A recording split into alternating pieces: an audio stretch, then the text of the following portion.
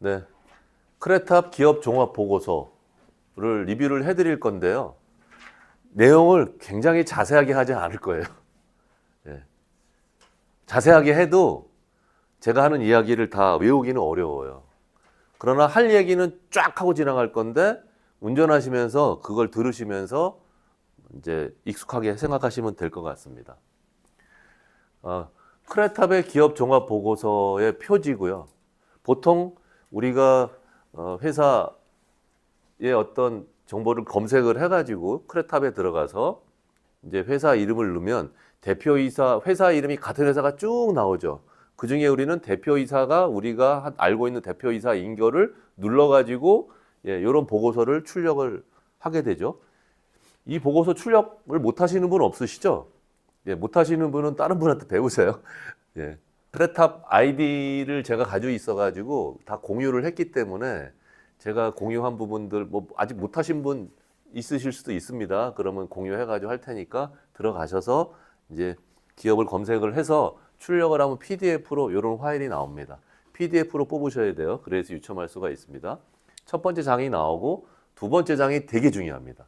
이렇게 녹색으로 표시한 부분을 관심을 가지셔야 돼요. 자, 첫 번째, 상시 종업원수 중요하죠. 상시 종업원수가 왜 중요하냐면 보통 우리가 생각하는 것들은 5명이냐 넘어가느냐 10명이 넘어가느냐 이런 개념을 일단 생각하면 될 것 같아요. 우리가 만나는 중소기업은 여기가 50명 넘어가기가 쉽지 않습니다. 대부분 이 정도 숫자예요. 그래서 5명 미만이라고 한다면 기본적으로 고용지원금 혜택이 안 될 가능성이 높죠. 그래서 고용지원금 보통 5인 이상을 치는데 물론 5인 미만도 어떤 특정 항에는 고용지원금의 대상이 돼요. 그러니까 국가는 그래도 어느 정도 규모는 돼야 돼 라는 개념으로 해서 상시 종업원 수가 5명이라는 게 되게 의미가 있고요. 10명은 또 두 가지 측면에서 의미가 있어요. 소상공인에 해당이 되느냐에 대한 의미. 기본적으로 소상공인 같은 경우는 5인 미만의 경우는 소상공인으로 하고요. 제조업과 건설은 10인이에요. 10인이 넘어가면 소상공인 자리를 떼게 됩니다. 이 회사는 제조업이네요. 그러니까 9명이니까 상시 근로자 수가 소상공인이죠. 제조, 건설은 10명이니까. 그렇죠? 그런 개념. 그래서 5명에 대한 기준은 고용지원금과 연동이 돼 있다. 또 10명은 뭐냐면 취업규칙을 고용노동부에 신고할 의무에 대한 규정인 겁니다. 그래서 이렇게 9명인 회사는 저희가 취업규칙 또는 뭐 소상공인 이야기, 그 다음에 고용지원금 부분 관련해서 얘기할 수 있는 주제가 있어요. 근데 이 상시 종업원 수가 정확할까요? 틀립니다.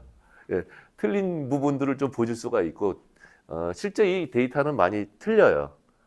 그래서 나중에 이제 그 기업 진단, 기업 경영 진단 및 성장 로드맵 그 보고서를 보면 평균 임금이라는 팩터가 보이게 될 거예요. 그거는 재정과 명세서와 손익계산서의 급여를 요거로 나눠준 거예요. 그래서 저희가 만난 모든 중소기업들 경우는 3천만 원대입니다. 대부분 평균 임금이 4천만 원대를 거의 못 봤어요. 3천만 원대가 넘어갔다 그러면 얘가 작은 거예요. 숫자가 작게 나온 거예요. 더 있는 겁니다. 7, 8천 적어도 그 회사는 여기 써 있는 숫자보다 2배다 이렇게 생각하시면 돼요. 자, 상시 종업원 수는 그런 개념입니다. 설립 형태, 신규 설립이라고 하는 거는 신규 설립과 법인 전환 이렇게 약간 개념이 있겠죠. 이 회사는 설립한 지는 꽤 됐는데 이렇게 신규 설립됐다는 얘기는 아마 법인에서 개인 사업자에서 법인으로 전환한 게 아니고 그냥 법인을 설립했을 가능성이 높겠다 이렇게 보시면 될 것 같고요. 설립 연은 되게 중요하죠. 이 회사의 업력은 되게 중요한 겁니다. 근데 주주 구성의 입장에서 설립 연도가 중요한 부분들은 이거는 외워둬야 돼요. 그렇죠? 1996년 9월 30일 이전은 발기인이 7명. 2001년 7월 23일은 과 96년 9월 30일 요 사이에는 발기인이 3명. 2001년 7월 23일 이후는 1명. 그래서 설립일은 그런 의미에서 주주 구성에서 되게 중요한 의미가 있고요. 그 다음에 업력인 차원에서 되게 의미가 있죠. 이 회사는 이제 올해 10년 차 됐네요.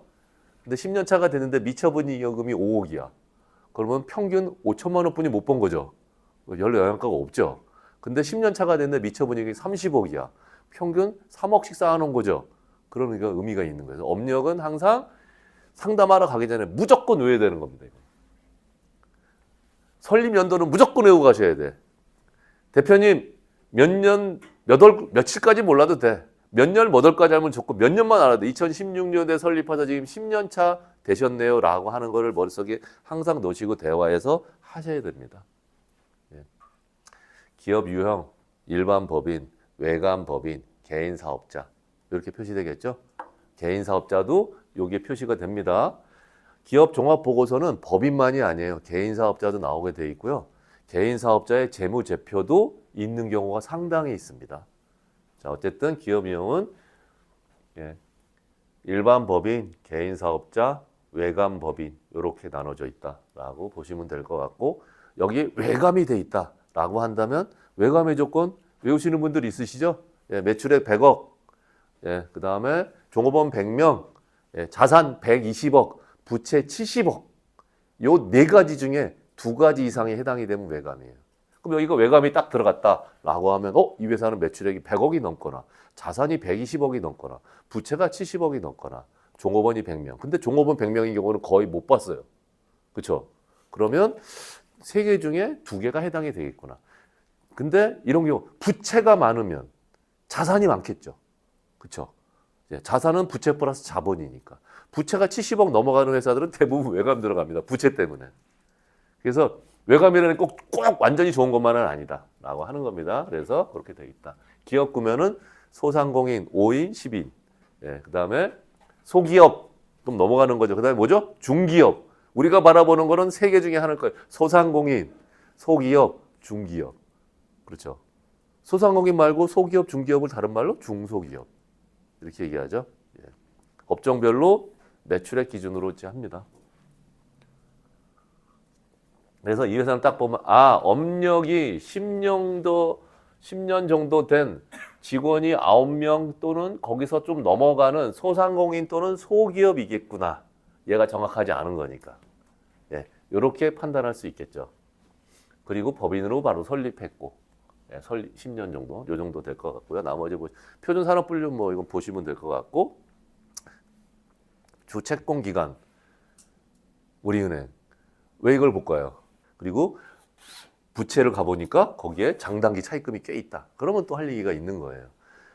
초회 면담에서는 어떤 거든 할 얘기를 끄집어내서 이 사람한테 좋은 이상을 주는 게 되게 중요하기 때문에 이 내용도 넣었다라고 하는 겁니다. 기업의 신용등급 되게 중요하죠. BB 마이너스. 평가일자 2025년 5월 22일 날 평가. 올해 했네요. 그리고 이게 대문자네요.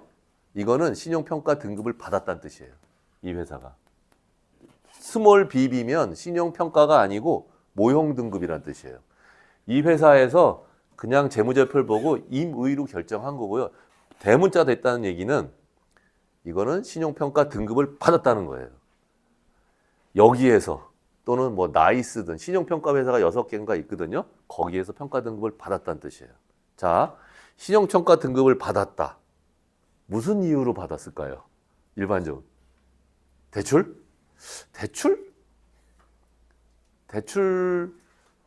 대출보다는 대출 받는 경우는 별로 없는 것 같아요. 왜? 은행에서는요, 너네들이 아무리 신용평가를 해봐야 안 믿어. 은행에서는 안 믿어요. 얘는 신용평가 등급을 안 믿습니다. 은행 자체에서 하는 신용평가가 있기 때문에 아무리 해봐도 안 믿어요. 대출을 많이 받기 위해서, 이자를 낮추기 위해서 신용평가 등급을 환산하지 않습니다. 이거는 입찰이에요, 거의. 입찰. 대기업 또는 공기업 또는 국가, 나라 장터에 입찰을 받기 위해서 신용평가를 했을 것이다 라고 미루어 짐작할 수 있습니다. 요거 하나로도 줄줄줄 얘기할 수 있는 거예요. 이거 딱 보고 재무제표 쓱 들어가거나 아니면 그 다음 장에 있는 이 회사가 나라 장터 또는 판매처의 업체 중에 어떤 회사가 있는 걸 보고서 바로 얘기 꺼낼 수 있는 거예요. 자, 초회 면담에서는 모든 요소를 가지고 나열할 필요가 없어요. 더군다나 모르는 사장한테가 뭘 꼬치꼬치 얘기해. 딱 제일 중요한 포인트만 하나 딱 잡아서 이야기하는 주제 써서 그걸 가지고 두 번째 만남을 갖는 거죠. 우리가 세일즈 프로세스에서의 포커스가 뭐다? 세 번째 막까지 만나고 네 번째 약속을 잡는 거예요. 중요한 거. 계약은 나중 문제야. 그런 거기 때문에 네 번을 만나기 위해서 첫 번째 얘기 주제로 이런 거 걸리면 아주 얘기할 주제가 좋고 그 사람 입장에서 실력이 좀 있는데 이 사람이 다음에 나한테 좀 좋은 정보를 한번 들어보고 싶다라는 말을 생각을 들게 하는 게 되게 중요하기 때문에 네, 이런 부분도 봐야 된다. 자, 우리 이 회사는 아마 소상공인 또는 소기업일 건데 BB 마이너스 어떻습니까? 마음에 듭니까? 마음에 안 듭니다. 예. 중소기업은요, 기본적으로 좋은 등급은 BBB 정도부터 출발이야.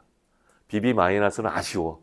이 회사는 이걸 했다는 뜻은 B 마이너스를 한번 노려보고 싶은 마음이 있을 거예요. 그래서 이 회사는 그걸 주제로 신용등급 상향 주제만 가지고도 다음 얘기가 나올 가능성이 높은 거죠. 예. 그거 하나로 끝날 가능성이 없다는 거죠. 이걸 딱 보면서 그렇죠? 여기서 이제 이런 건 경험적으로 알아야 돼. 어쩔 수 없어요. 예, 그래서 이런 부분들은 요거 가지고 볼 수 있을 것 같다라고 하는 겁니다. 이 크레탑을 굉장히 여러 회사를 하고 싶은데 그거 하려면 한도 끝도 없어요. 예, 그래서 딱 하나. 예, 여기 올려주신 분이 있으시죠? 보면 아실 것 같아요. 예, 그냥 그 회사를 가지고 그냥 했습니다. 자, 다음. 볼 필요 없어, 이거. 물론 여기에 행정처분 이런 게 있다라고 하면 하겠지만 대부분 경우는 없어요. 이미 있는 경우도 있어요. 그럼 들어가서 봅니다. 요거 이렇게 노란색으로 표시할 걸 그랬네. 여기다가. 예. 안 봐도 돼요. 여기 이거 봐요. 인증 봐야 되잖아요. 그렇죠? 기업 인증.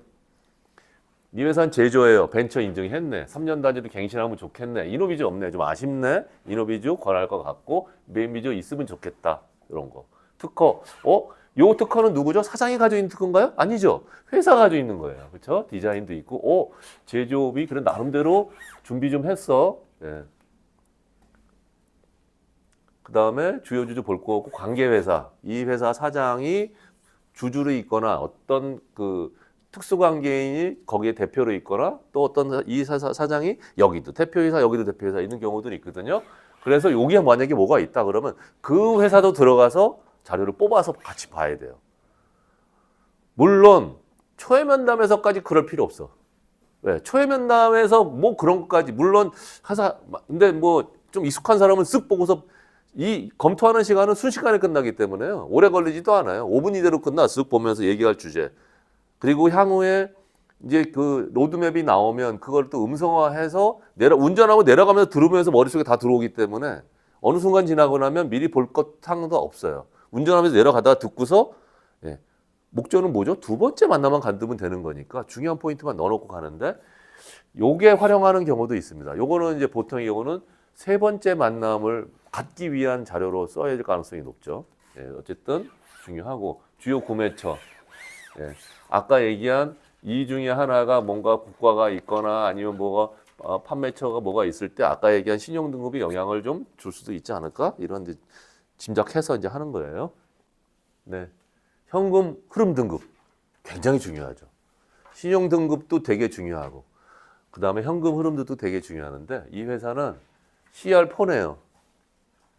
CR4가 여기에요. 안 좋은 거예요. CR3이 중립이고 좋고 아주 좋고 여기 있는 회사는 끝내주는 회사지. 여기서부터 좀 그런데 CR4가 좀 안 좋은 거예요. 저는 이제 현금 흐름 등급을 되게 중요시하게 여깁니다. 이 회사가 돈이 잘 돌아야 돼요. 돈이. 그렇죠. 매출액도 많고 장부상 당기순이익 높아. 돈이 안 돌면 이 회사 사장은 항상 마음이 불안불안하죠. 직원 월급 줄 때마다 콩닥콩닥하고.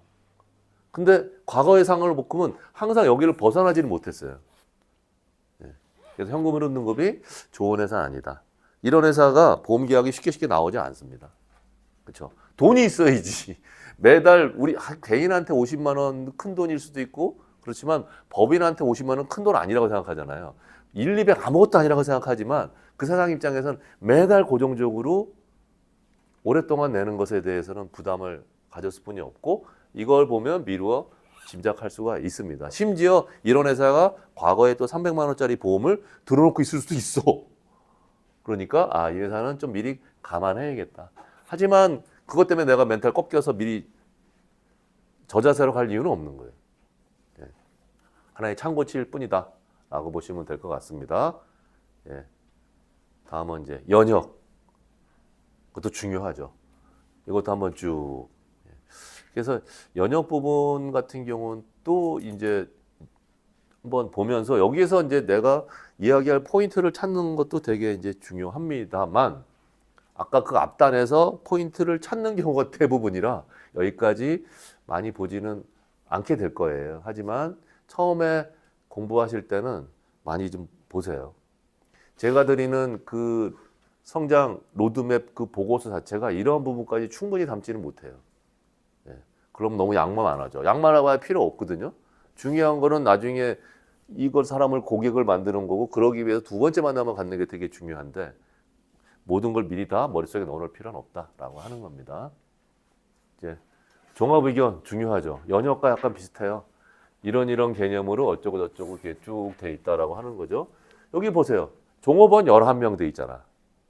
아까 9명이라네. 그렇죠? 연구원 2명 포함. 연구소도. 여기 보면 소상공인 이렇게 돼 있네요.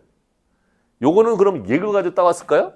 그게 아니고 앞에 이 분명히 이 크레탑이라는 회사에서는 이거를 이게 그냥 자동적으로 나오는 게 아니에요. 얘네는 나름대로 프로그램을 만든 거예요.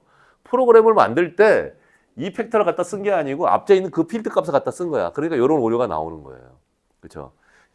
얘네들도 그 기업 리포트를 만들 때 아마 몇 억 주고 보고서를 만들게 했을 거예요. 몇 억짜리 프로그램을 만들었을 거예요. 그러려면 다 어디서는 뭘 쓰려면 뭘 갖다 쓰고 그런 자료들이 있는데 요걸 딱 보니까 얘네들 필드값 갖다 썼구나 이런 느낌이 옵니다. 공정업계 30년 4개월 같은 경우도 사장님한테 멘트를 쓸 때 그런 거죠. 이 사람은 2016년도에 설립을 했어. 근데 동종업계는 30년 됐어. 그럼 14년 동안 어떤 회사에서 근무를 했었겠네요. 그 다음에 경영진 현황. 예, 요거는 노랗게 해놨어요. 예, 뭘 봐야 되죠? 등기부등본을 봐야 되는 거예요. 자, 그래서 이런 내용도 되게 중요하다. 그 부분을 보시면 될 것 같습니다. 주요 주주 현황. 이것도 이제 우리가 주주 현황을 알 수 있는 유일한 필드예요. 그렇죠? 우리가 처음 만나는 대표의 주주 명부를 그 회사의 주주 명부를 이거 얻을 수가 없잖아. 근데 여기 이렇게 들어가 있는데 그래서 이게 보고 그 다음에 어떤 회사는 여기가 없는 경우도 있어요. 필드 값이. 필드 값이 없으면 향후에 대표이사 앞으로 100%로 무조건 보여주게 나올 겁니다.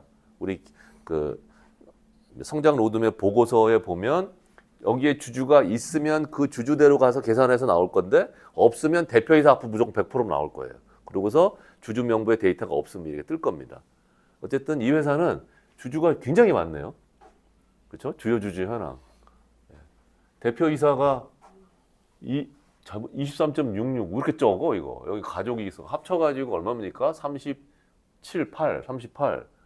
여기 김 이렇게 보니까 여기 느낌적으로 여기 타윤이라는 거 틀린 게 많아요. 이거 믿지 마세요. 이게 가족 김이라고 봐서 느낌이 가족 같은 느낌이 좀 들어.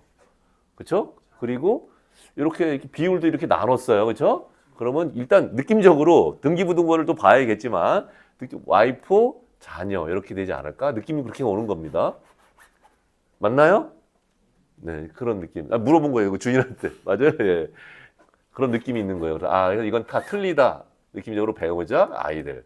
여기도 여시야. 여기는 좀 약간 다른 계통이다. 주주가 또 7.39. 이렇다 그러면 여기는 직원이거나 뭐 그럴 수도 있겠다.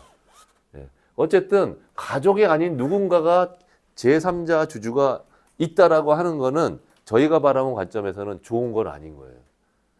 중소기업의 소액주주들이 그 소액주주 입장에서는 무슨 의미가 있을까요?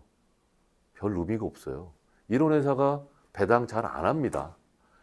주주의 의미는 내가 어떤 회사의 중요 결정사의 의결을 권한을 갖거나 아니면 배당을 받아서 경제적인 실이익이 있어야 되는데 중소기업은 이렇게 주주 관계가 가족이 아닌 사람이 섞여 있다면 배당 안 해요. 예. 그래서 그리고 의사결정하는 데 있어서 좀 번거로운 부분도 있고 물론 이걸 다 합치면 얼마입니까? 1, 2, 3, 4, 5, 6, 7, 뭐 60%, 67% 이렇게 넘어가면 혼자 의사결정을 가족들끼리 하면 다 할 수 있겠지만 그럼에도 불구하고 이렇게 소액주주들이 가족이 아니라고 한다면 주주권을 행사하면 1% 또는 3%가 넘어가면 회사에 복잡한 문제가 발생할 수가 있어요. 그래서 저는 가족이 아닌 다른 사람 주주가 있다라고 하면 그냥 차명주주라고 생각합니다. 실제로 이 사람이 회사 대표한테 이 주식을 샀거나 또는 대표가 선의로 내 주식을 너네들한테 나눠줄게 라고 했다 하더라도 저는 그건 결국 차명이다. 언젠가는 이 회사가 잘 나가면 회수해야 된다고 생각하고 대표한테 얘기합니다. 근데 대표 차명은 아닌데요 라고 하지만 이 회사가 잘 나가면 대표는 이 주식을 회수하고 싶어 하게 될 거예요. 예, 그래서 여기는 지금 보니까 주주관계가 좀 복잡하다. 우리 컨설팅하는 사람 입장에서는 좋은 건 아니다. 그리고 경영 실권자와의 관계가 정확한 게 아니다 라고 보시면 될 것 같습니다. 사부장, 사업장 세부 현황. 소유자, 본인 중요하죠. 소유, 이거는 법인이 이 땅을 가지고 있겠네, 천안에. 이렇게 되고, 이렇게. 크레탑에 들어가서 여기에다가 클릭을 누르면 여기 뭐 이렇게 활성화된 판이 있어요. 여기 클릭을 누르면 이 땅의 공시가격이 떠요. 예. 그러면 이 공시가격 곱하기 요거니까 요 부분을 곱한 게 이 회사가 자산 재평가를 하지 않았다면 장부가가 될 가능성이 이제 예전에 높죠. 근데 이거 하는 곱하기 한데 장부가격보다 심히 좀 높거나 비슷하게 형성돼 있다라고 하면 이 회사는 실제로 땅값이 좀 많이 올랐다고 미루어 짐작할 수 있는 거예요.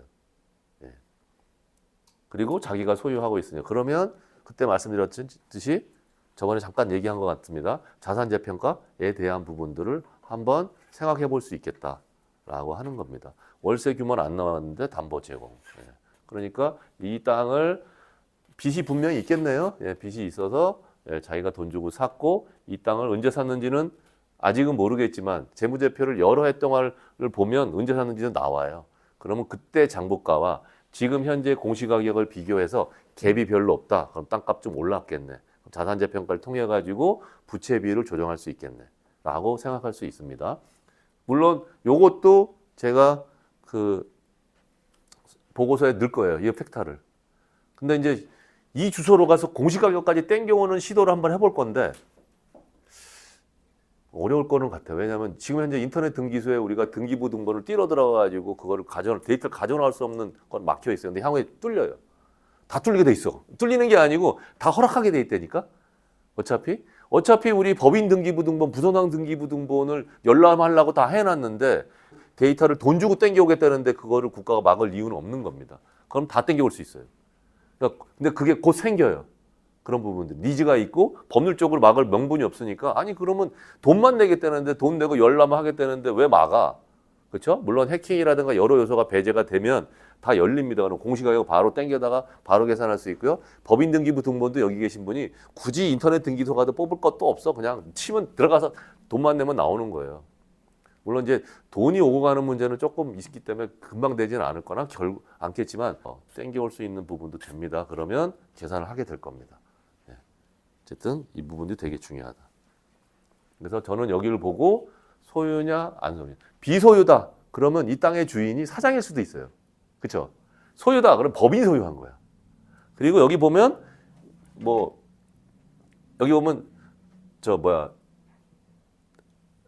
소유주와의 관계가 대표 이렇게 그래서 사장이 소유하고 또는 여기에 임대해 줬거나 또는 법인이 그냥 자체 소유하고 있거나 이런 내용을 미루어 짐작할 수 있습니다. 그래서 이 내용도 다른 쪽에서 상담 포인트가 없을 때는 활용하기도 하는 거예요. 근데 여기까지 안 옵니다. 앞장에서 거의 다 끝나요. 하지만 설명을 드릴게요. 근데 여기 계신 분들은 계속 이런 걸 보면서 체감적으로 하셔야 돼. 아무리 내가 상담 테마를 앞장에서 잡았다 하더라도 또는 우리 성장 로드맵 보고서를 가지고 테마를 잡았다 하더라도 처음에는 이걸 들어가서 계속 몸에 배는 거를 하셔야 되는 겁니다. 여기는 볼 거 없어요. 안 봐도 돼. 동종업계 경영 규모 이것도 거의 볼 거 없어요. 여기까지 안 봐도 되는데 과거에는 전 좀 봤어요. 여기 보시면 조회기업 이 회사가 이거죠. 총자산 60억 자본 매출액 40억 되네. 영업이익, 당기순이익 3억 3천. 오, 뭐 괜찮네요. 재미삼아 한번 볼까요? 자, 이 회사가 총 자산이 60억이네요. 자본이 19억이고 자본금이 6억 얼마예요? 예, 그럼 부채는 얼마일까요? 총 자산이 60억이고 자본이 19억이야. 부채가 얼마죠? 40억 정도 되겠네요. 그렇죠? 얘는 얘 자본 플러스 부채야. 부채가 여기 없지만 미루어 짐작할 수 있어요. 그러면 부채가 한 40억 되겠구만. 오케이. 그 상태에서 자본이 19 저거 납입 자본금이 6억 7,600 되게 애매하네. 납입 자본금이 끝수가 끊이질 않아. 이건 좀 보고 싶네요. 나 그 재무제표를. 다음 시간에 보는 걸로 하고. 그러면 자본이 이렇게 되면 이익 영업이 대충 13억 정도 되겠네요. 예. 근데 업력이 13년, 10년이야. 13억이다. 평균 1억 3천. 뭐 나쁘진 않은 것 같아. 근데 이제 요 근래 어떻게 됐는지는 좀 봐야 될 것 같고. 당기순이익, 영업이익이 5억이에요. 근데 당기순이익이 3억 3천이라는 얘기는 뭐냐면 영업 외 비용이 뭔가 있다는 뜻이죠. 대부분 이자 비용이겠죠. 이 회사는 대출이 분명히 있어. 그 이자 이렇게 나가고 있는 거를 요거만 봐도 그냥 미루어 짐작할 수 있을 것 같아요. 이자가 보통 1억 7천 정도 더 되네요. 그러면 야, 1년에 1억 7천? 3%대. 어유. 얼마죠? 그러니까 이 회사가 현금 흐름 등급이 안 좋은 거죠. 예. 흐름 안에 있어요. 요거는 이제 번외적인 걸 말씀드렸습니다. 예. 그래서 상위 기업이 있고 평균이 있고 하위 이렇게 비교한다. 예. 자, 그 다음에는 이제 재무상태표 나오고 손익계산서 나오고 재정원가 명세서, 이익영업 처분계산서, 현금 흐름표 나오는데 다 필요 없고 이것만 보면 돼요.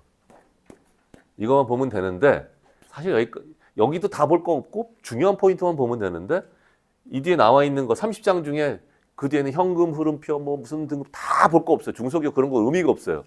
이 세 가지만 보면 된다라고 해서 다음 시간부터 10분 쉬었다가 이제 재무 상태표부터 보도록 하겠습니다.